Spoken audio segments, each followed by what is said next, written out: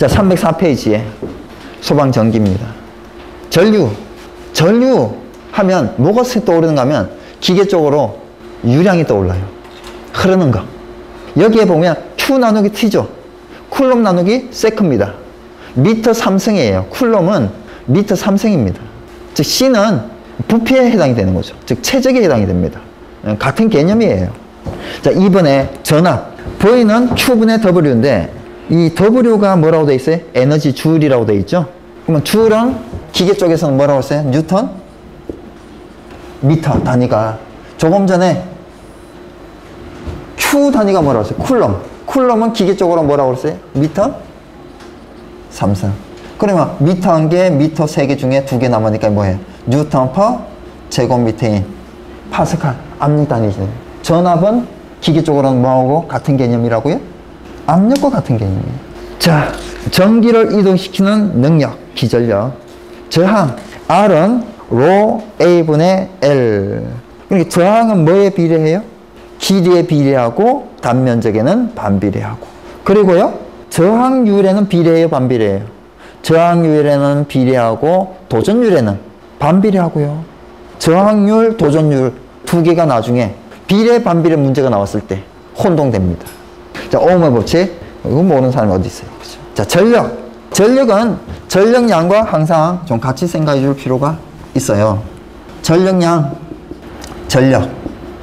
공식이 기본적인 게 I제곱 R. 얘는요, I제곱 R T. 단위는 뭐예요? 와트. 그죠? 얘는 단위가 줄이죠. 기호는 이게 W가 여기 있으니까 얘는 기호를 W로 쓰고요. W가 여기 있으니까 얘는 기호를 P를 씁니다. 이거는 단위가 W고 얘는 기호가 W고. 그죠? 그래서 좀 두 개가 혼동이 될 수도 있어요. I제곱 R은 P니까 이건 뭐라고 쓸 수 있어요? P, T 이렇게 쓸 수 있죠. 자, P는 전력은 아주 유명한 단위 공식이 한 개가 있죠. IV 또는 VI 이렇게 되죠. IV 또는 VI. 우리 오hm 법칙에서 V는 뭐예요? V는 I 곱하기 R이죠. 그래서 는 I 곱하기, 그죠? V는 I 곱하기 R이니까 I 제곱 R 이렇게 되는 거고. 또 I는 뭐예요? I는 R분의 V니까 곱하기 V 하면요 R분의 V 제곱. 그죠? 그래서 IV에다가 오hm 법칙을 적용을 시키게 되면 또 많은 공식으로 또 바뀌죠. 그래서 이 오hm 법칙 I는 R분의 V를 다른 데 자꾸 이렇게 대입을 해서 공식을 좀 변화를 좀 시켜봐야 돼요. 유체는 단위도 막 변화무쌍히하고 공식도 막 많은 변화를 해야 되는데 실제로 소방전기는 공식 하나에 대입, 답 이렇게. 단위 변화도 별로 필요 없고요. 공식의 변화도 별로 필요가 없어요. 네, 어떤 공식을 외웠을 때 오hm 법칙을 넣으면 공식이 좀 더 다양해진다는 거. 요건 좀 기억을 하셔야 돼요. 자, 7번에 저항의 접속법이에요. 직렬, 병렬 이렇게 있는데요. 직렬이다 그러면 뭐가 직렬이에요? 저항이, 그죠? R1이다, R2다. 그러면 이렇게 흘러가는 게 이쪽이 뭐예요? I가 흘러가요, I가. 그러면 이쪽에서 흘러가는 I는 뭘까요? I1일까요? I2일까요? 이쪽에 흘러가는 거는 I1일까요? I2일까요? 아니면 I일까요? 예, 둘 다 I죠. 전류는 일정하다. 전류는 그래요. 이렇게 가서 두 군데를 나눠줘야 여기서 흘러가는 게 5A고 이게 흘러가는 게 3A면 이쪽에는 2A가 이쪽에는 반드시 흘러가야 되는 거예요. 이게 키르호프 제1법칙이죠. 제가 이런 얘기를 하려고 그랬어요. 소방전기는 소방기사 필기에서 공부했던 그 수준이면 되겠습니다. 이렇게. 근데 다 잊어먹어가지고. 그래도 잘 나오는 거를 제가 몇 개 일러드릴게요. 그 정도는 좀 이론에서 같이 하고 문제도 그런 문제는 좀 찾아서 보고 그래야 필기도 좀 쉽게 60점 맞을 수 있으니까요. 그래도 소방전기에서 10개 중에 8개는 아니더라도 10개 중에 4개나 5개는 맞아야 될 거 아니에요. 그죠? 그 정도는 필요하다고 생각을 합니다. 자동 제어를 위주로 해도 그 정도는 될 수도 있어요. 요즘 자동 제어 문제가 증가 추세에 있거든요. 이게 이제 저항의 직렬 접속인데요. 그럼 병렬 접속은 어떻게 되는 거예요? 얘는 뭐가 일정하다고요? 전류 일정이에요. 자, 얘는 R1, R2 이렇게 있을 때 이게 I예요. 그럼 이쪽으로 하는 게 이건 뭐예요? I1이고 얘는 I2가 되는 거예요. 그 대신 뭐가 일정해요? 예, 전압이 일정합니다. 전압이 일정해요.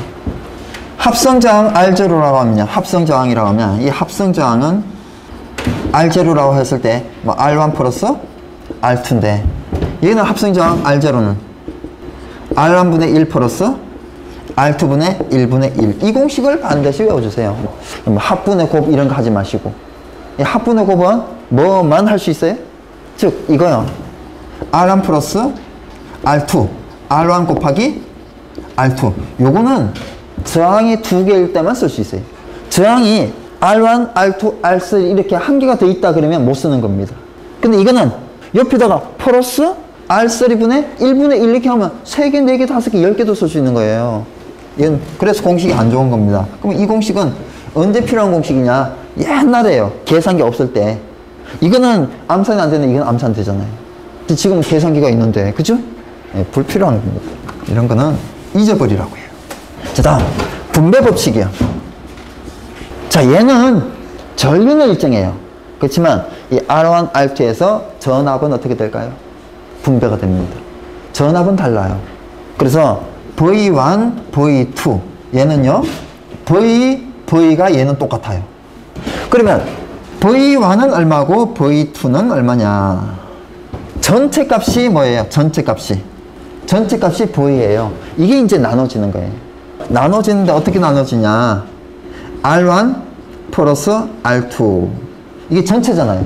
저항이 전체 분의 R1 플러스 R2 이렇게 하면 뭐예요? 전체 분의 전체 곱하기 V.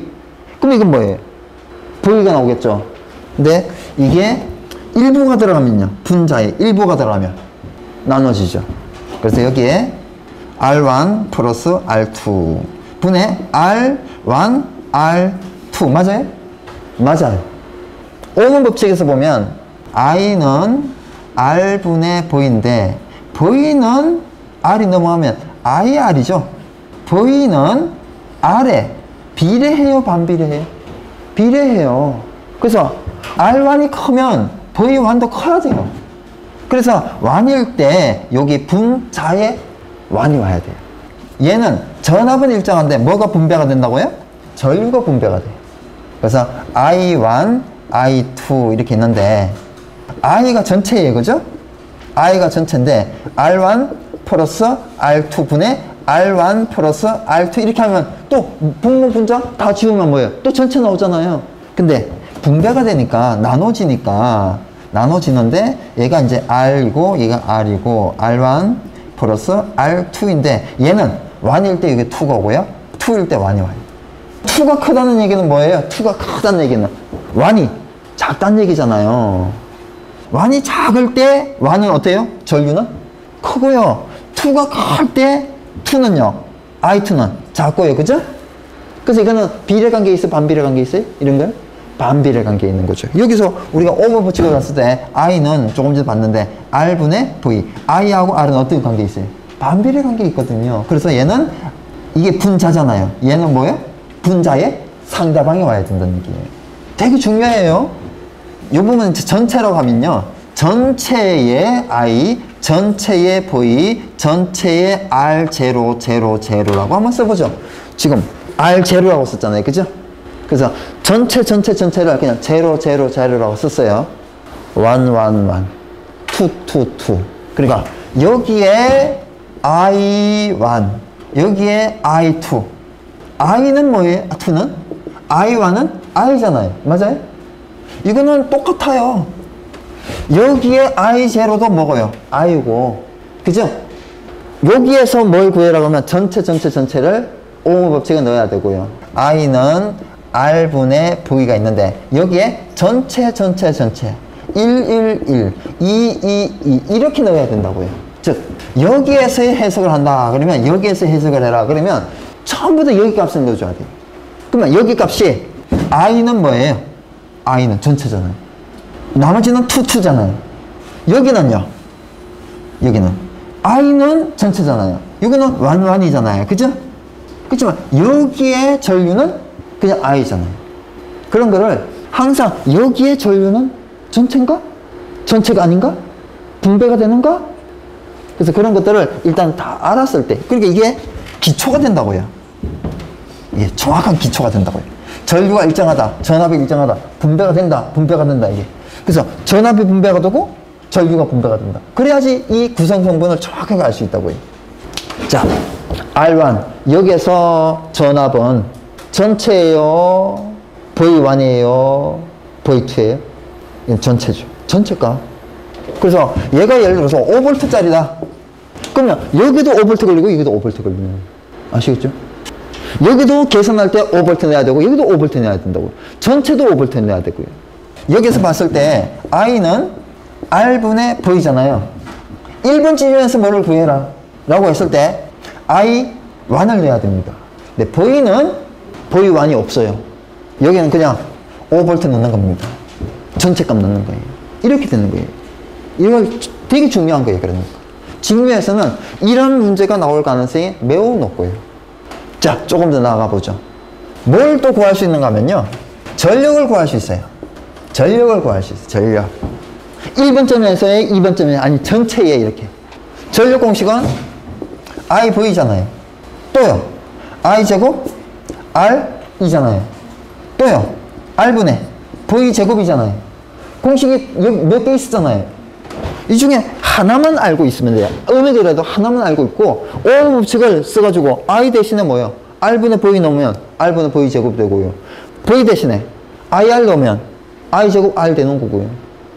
그래서 이렇게 다양한 공식이 있고 어떤 조건이 주어졌어요. 구해라. 자, 병렬 회로를 주어주고 이 전체 값의 전력을 구해라. 그러면 전체 값의 I는 얼마냐? 전체 값의 V는 얼마냐? V 5V잖아요. 5V 제가 썼잖아요. 그러면 전체 I는 얼마냐? 전체 I는 어떻게 돼요? I는 R분의 V잖아요. 5V 넣죠? 그죠? 그러면 얘는요, 뭘 넣어야 될까요? R1분의 1 플러스 R2분의 1 분의 1. 이걸 계산을 해서 여기다 넣어야 되잖아요. 그럼 이제 뭐가 나와요? I 값을 알 수 있잖아요, 우리만. 그럼 I가 뭐예요? 전체 값이잖아요. 왜? 합승 저항을 넣었으니까. 전체 저항을 넣었으니까 전체 V, 전체 저항을 계산했잖아요. 그럼 이 값이 뭐예요? 전체 값이잖아요. 그럼 전체 값 넣었죠? 전체 값 넣었죠? 그럼 이게 뭐예요? 전체 전력 나오죠. 근데 이게 I1을 넣었어요. 그럼 뭐가 나올까요? I1에 걸리는 전력 값이 나오죠. I1에서의 소비되는 전력이 나온다면 2를 넣었어요.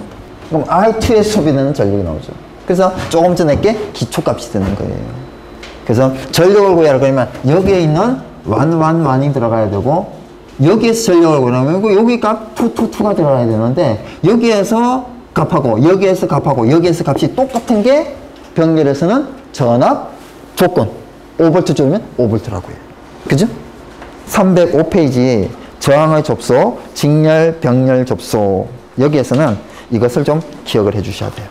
자, 8번에 휘스턴 브리지는 그냥 보면 되고요. 9번에 키르호프 법칙도 그냥 보면 되고, 10번에 전압계의 배율기, 전류계의 분류기가 있는데, 우리가 전압을 측정을 해요. 직렬 연결을 하게 되면 전류가 일정하죠. 병렬 연결을 하게 되면 전압이 일정해요. 그죠? 이 회로에 걸리는 전압을 측정하고 싶어요. 그러면 이 회로에 걸리는 이 전압을 측정한 이 저항에 걸리는 전압을 측정하고 싶은데, 이 전압을 측정할 때 전압계를 병렬로 연결해야 될까요? 직렬로 연결해야 될까요? 병렬로 연결해야 됩니다. 전압계를 병렬로 연결해야 된다고요. 그러면 여기하고 여기에 걸리는, 그럼 여기에서 지나가는 전류는 다른데 전압은 어때요? 똑같잖아요. 그래서 여기에 전압이 여기에 뜰 거 아니에요. 근데 전압계를 여기다 연결하면요, 엉뚱한 그 값을 측정하게 되겠죠. 자, 다른 거예요. 그 뒤에 하면 뭐가 나와요? 전류계의 분류기 이렇게 나오잖아요. 전류계, 그죠? 네. 전류계는 어디다 설치해야 될까요? 전류계를 설치할 때는 직렬 설치해야죠. 여기서는 전류, 여기서는 전류 값이 같잖아요. 그죠? 자, 전압계의 배율기, 전압계의 측정 범위를 넓히기 위해 전압계의 직렬로 저항을 접속하고, 조금 전에 병렬 설치한다고 그랬는데, 전압계는 병렬 설치예요. 네, 요 전압계 안에 전압계 자신의 저항이 있어요. 얘는 빨간색으로 해보죠. 전압계에 저항이 있다고요. 여기하고 여기에 전압이 어떻다고요? 똑같이 걸려요. 병렬이니까. 그런데 우리가 측정을 하는데 예를 들어서 이게 500V다. 그럼 얘도 500V 전압계여야 되는 거예요. 근데 여기에 저항을 한 개 더 설치하는 거예요. 그러면 전압이 어떻게 돼요? 전압이 나눠지잖아요.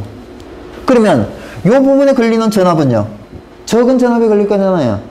작은 전압이 걸리는 거를 곱하기 몇 배 하게 되면 원래 값이 나오죠. 원래 전압값.